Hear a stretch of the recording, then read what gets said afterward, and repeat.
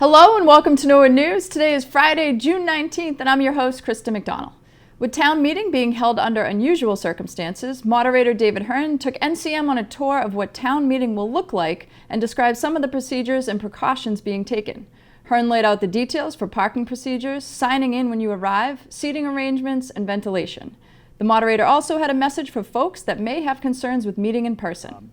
And I do want to say a word about folks who may be in doubt about whether they should attend the meeting or not. I sent a letter out to the town meeting members, and by the time you see this, you may have received the letter.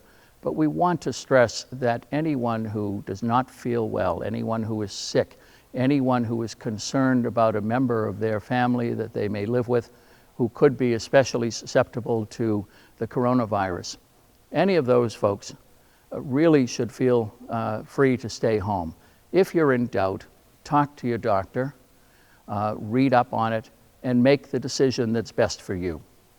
So we want as many as possible here, but we don't want anybody to feel that they are putting themselves or family members at great risk, or if they don't feel well themselves, they shouldn't be here putting other people at risk. If you'd like to watch the full walkthrough, check it out on the NCM YouTube page. On June 2nd, the state entered Phase 2 of Governor Baker's reopening plan. This allowed for hair salons and barbershops to open with guidelines. Let's go to Brian Boudreau, who stopped by a popular Norwood barbershop. Many of us have gone a long time without a haircut, and during this pandemic that may seem insignificant, but as we all know, a fresh haircut can just feel good. Chris and Sam's Barbershop, located in South Norwood, is following the state standards including hygiene protocol, multiple checklists, and recommended best practices. All of this so we can get a safe haircut. So when people come here, we ask them to sign in on this sheet right here. We require a first name, a last name, and a phone number. The state guidelines require those. God forbid somebody does get coronavirus, we have to call every single person that's been in and inform them of the procedure. As soon as they sign in, if there's an available barber, they go right in. And if there isn't, we either have them wait curbside or we have them wait in their cars, whatever they're more comfortable doing. And we require masks at all times. We are trying to do our part in following every state guideline possible. When it is time for your appointment, you will notice some of the changes that are inside the shop. Inside, we did have to make a few changes. We did have to get rid of our waiting room. We separated every barber 6 feet apart, and because of our full staff, we can't have all the barbers working at the same time, so we are doing shifts. Barbers will be working 8 to 2 o'clock, and then one will leave and one will come, and then another one will come in to fill in the rest of the shift. We ask everybody to wear masks. All barbers must require to wear masks and these goggles as well. They must wash their hands before and after every service. They have to change the cape after every customer. They're asked to spray down the stations with sanitation spray that we bought, and every tool must be disinfected before another customer is sat down. Owner Sammy Matta has missed giving his customers their haircuts and is happy to be back at work. I'm cutting hair for like 26 years now. It's a long time. I never see something like this. This is what it is. You know, we're missing all customer, you know. Thank God we was little by little, is like customer coming. We miss it. We miss the barber shop. We love my job, and it is what it is. We are very excited to have everybody back, and we understand that people are just as excited to be back in. We just ask that all rules are followed, so that way we can all do our part in bringing normality back to life. You know. Customer safety is the #1 priority here at Chris and Sam's Barbershop. As you can see, they have followed all the state guidelines so you can stop by and get that summer haircut. As a matter of fact, I'm going to go over and get mine right now. For Norwood News, I'm Brian Boudreau. Kristen? Thanks, Brian. And I can tell what you're all thinking at home, that I should probably get down there myself after. We will be right back after this break for some more town news.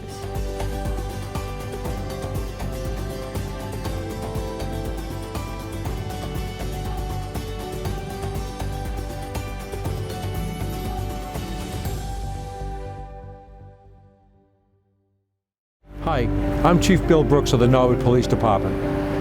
The men and women of the Norwood PD are committed to protecting you and to providing you with top quality service. We're busy. Norwood is a nice town, but in any given 24-hour cycle, we handle anywhere from 65 to 90 radio calls and officer-initiated events. We patrol the town's 10 square miles, including over 100 miles of roadways. Our traffic enforcement focuses on places where crashes have occurred, neighborhoods where residents have reported chronic violations, and offenses that impact crashes like speed, texting, running stop signs and red lights, and failing to yield to pedestrians. When we're not tied up on calls, we work hard to build relationships with members of the community. So you'll see our officers out walking footbeats, checking in with merchants, and stopping at sporting events to chat with kids. We believe that every resident should know, or at least feel like they know, a member of our department. So if you see us, stop and say hello. We'd love to chat with you.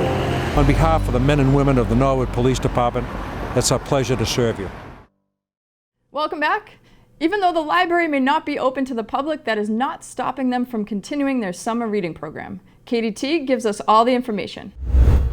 Hi everybody, this is Miss Kate from the Morrill Memorial Library, and I'm here to talk about summer reading.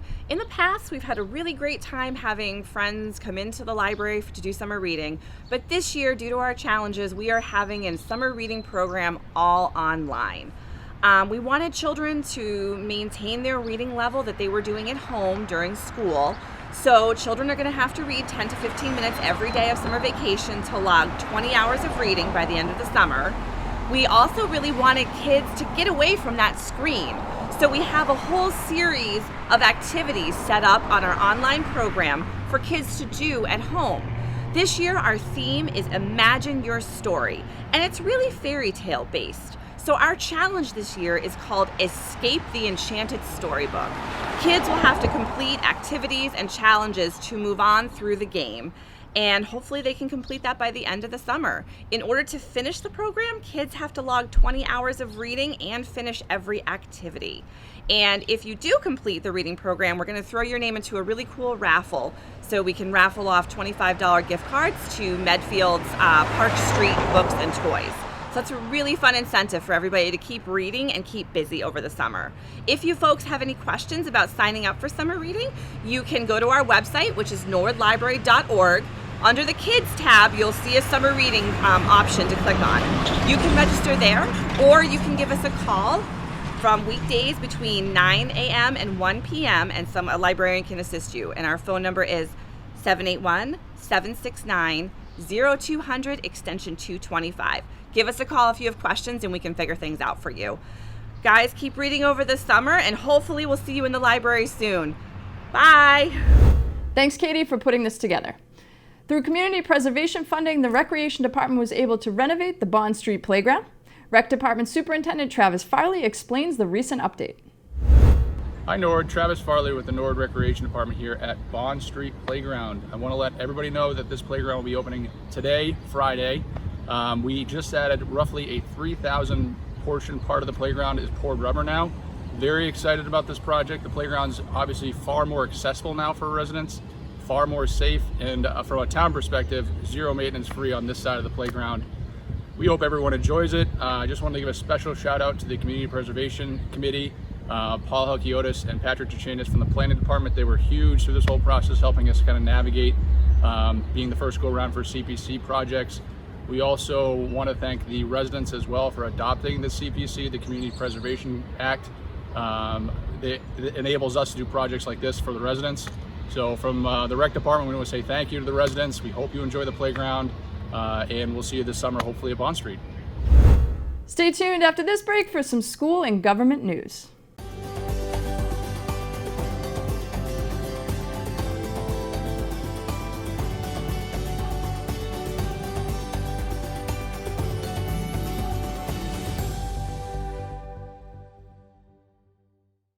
If you want to know what happened in Norwood this week, watch Norwood News on Norwood Community Media, your home for all things Norwood.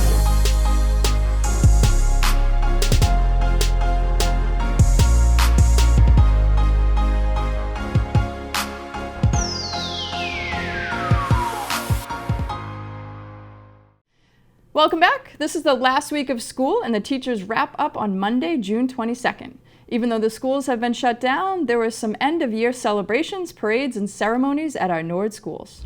Today at the Callahan, due to social distancing, we had our grade 5 graduation ceremony for the class of 2020, held in a car parade procession. Each graduate got out of their car, came down our blue carpet, received their diploma from their teacher, and then circled back down our memory lane, which had props from all of our different events, our Monster Mash, our Winter Wonderland, bingo night, field day, and then the police were so gracious to have a car parade around the Callahan neighborhood. So we can't thank the class of 2020 and their families enough. It was a great celebration and it was an honor to be part of it. Thank you. Today we have our LMPA Wave Parade to say goodbye to all of our wonderful preschoolers. You can see that we have teachers set up with signs and bubble machines and live music. It's all looking really great and we're so happy we could do this for families. Thank you and have a great summer.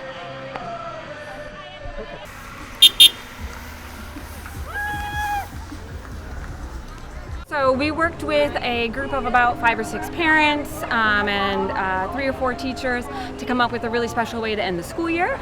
We normally do a promotion and awards ceremony. So we decided to kind of break those apart a little bit, and we did a virtual awards assembly yesterday that NCM was kind enough to broadcast for us, where we did all of the awards that we would normally do in person with students, as well as their promotion certificates. And then this afternoon we're doing a promotion parade. We're having each of the 3 teams come on their own. The Norwood police are fantastic and are escorting all of our families together, so it's like one big long parade. We have a nice swag bag for them, which are fantastic. That includes their yearbook, all their award certificates, the bag itself, and a pretty awesome t-shirt. So we were really excited to be able to do this for our kids, to really try and make the end of year special. This was probably it was definitely one of the hardest end of years for me, as well as for our students and our families. So we really wanted to make it as special as we possibly could with the restrictions that we had in place, and I think we've been pretty successful. Now we'll toss it over to our good friend Brian Dunn with sports. Hello everyone, welcome to the sports update for this week. My name is Brian Dunn and we have a few bits of news for you heading into the next week. First up, in Norwood, with the phase reopening gradually getting bigger, sports teams have started to gear up to resume their seasons.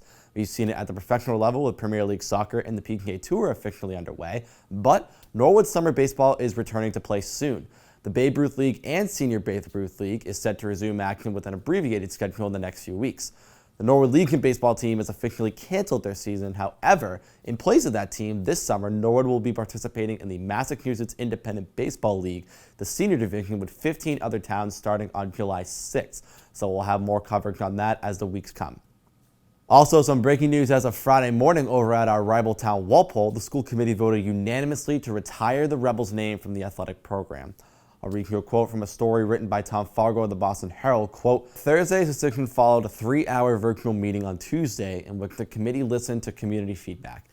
During a series of testimonials that were limited to 3 minutes, 56 people spoke, with 48 of them advocating for change. Words that were clearly taken to heart and frequently echoed by committee members in explaining their votes on Thursday, end quote. In a similar article written by John Layler of the Boston Globe, quote, a panel of students and other community members will evaluate potential new names to replace Rebels, and those it recommends will be placed by the committee before the high school students for a vote, end quote. NCM Sports will follow the story with any updates as they come. And that's going to do it for sports for me this week. NCM will follow up with some of the coaches and the players of the baseball teams competing in action soon, and stay tuned to our social media for possible coverage of those games as well. And I'll talk to you next week. Kristen, back to you. Thanks, Brian. Monday morning, the town purchasing department hosted the bid opening for the Forbes estate. There were 4 bids in total, ranging from $13 million to $13.5 million. The 4 bids were from Continental Global, Charles River Realty Group, Pulte Homes, and Dr. Roberto Felice.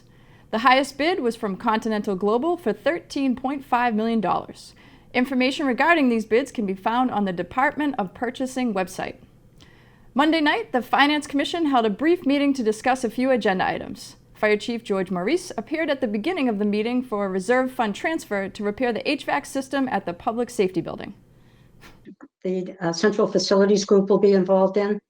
Oh, absolutely. I mean, they've already actually been in taking a look at the system, and we have brought an energy manager on board who's becoming familiar with it. So it'll be better managed in the future, but the system itself is not going to be lasting too long. The facilities group is going to be, if not directly responsible for, heavily involved in every building related capital project that we do going forward. Understand. Thank you. Okay, Alan, were you going to make a motion? So moved. Second? Anybody? Second. Okay, Bob, thank you. So this is for $11,739 for reserve fund transfer for the fire department. No, I'm sorry. Judy, you vote? Yes. Bob Donnelly? Yes. Kelly? Kelly? Yes. Thank you. Yes. Alan? Yes. I'm a yes. Also Monday night, the Sustainability Commission met and began their meeting with an action plan timeline review. Following the review, the subcommittees filed their reports. The subcommittees that were discussed were Education and Outreach, Solid Waste, Energy, Public Health, and Resiliency. The Sustainability Commission will meet again later this month. Meeting for the first time since election night, the Board of Selectmen welcomed newly elected members Matt Lane and Helen Abdallah Donahue. Donahue was elected back in after losing to Selectman Hajar in 2019. We're going to start with you, and then Matt, if you just take a few seconds to say hello to folks, and then we'll move on to the reorganization. Thank you so much. Very happy to be back. Thank you very much. Mr. Lane. Thank you very much, Mr. Maloney. Thank you, and thank you to the voters, and I'm ready to get to work.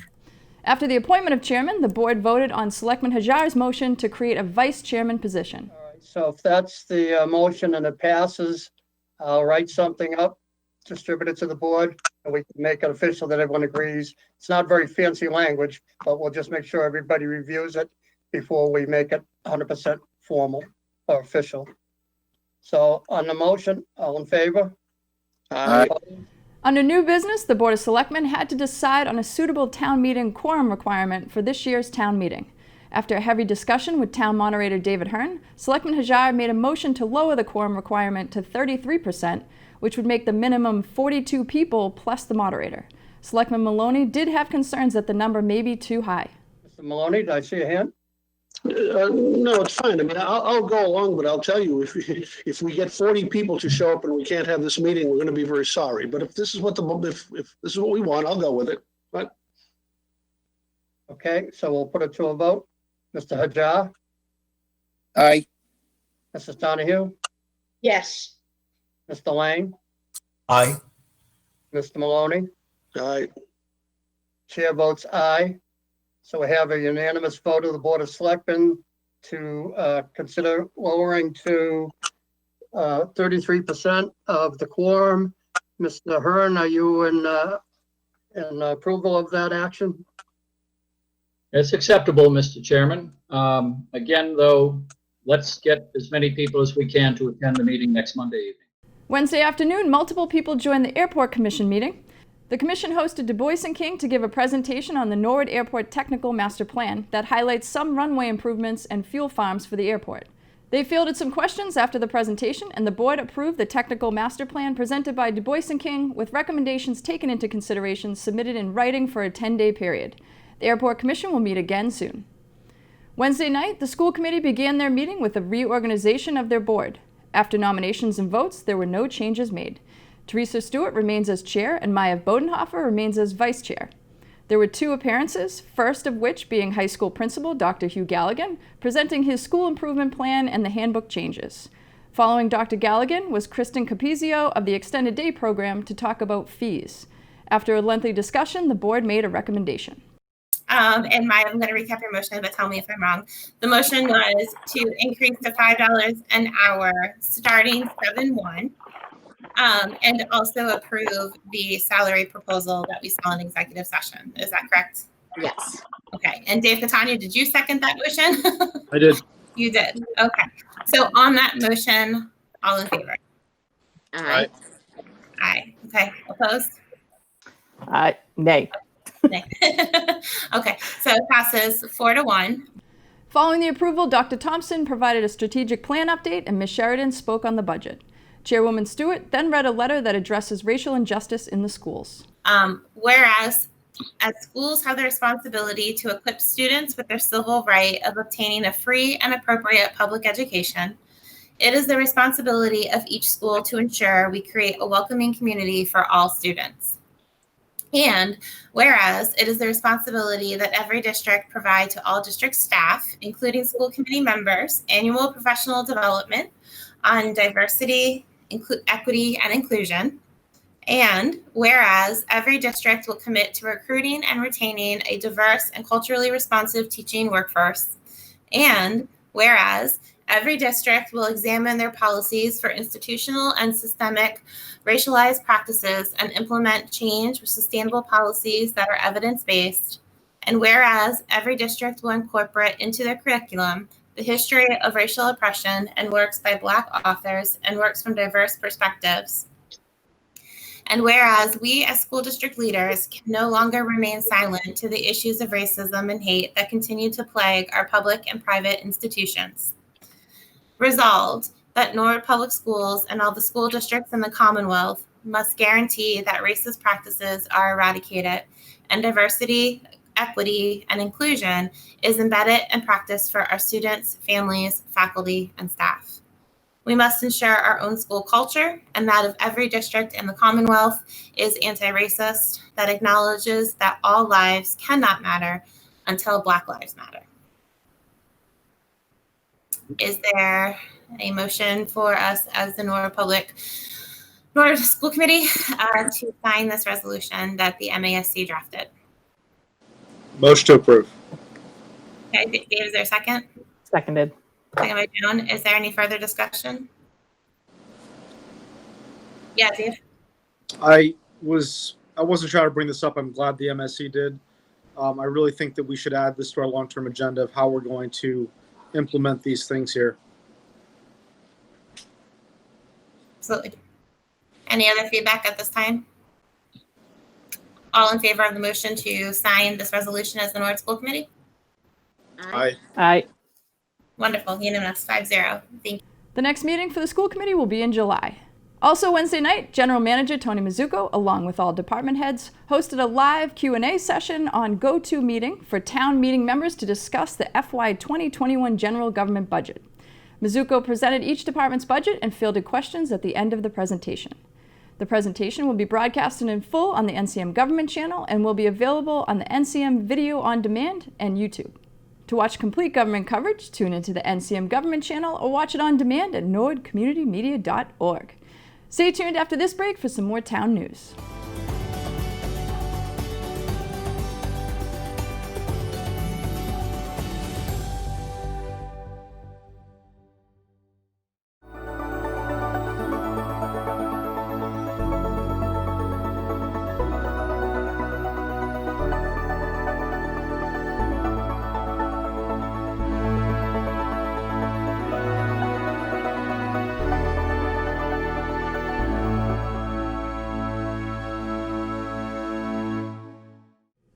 Welcome back.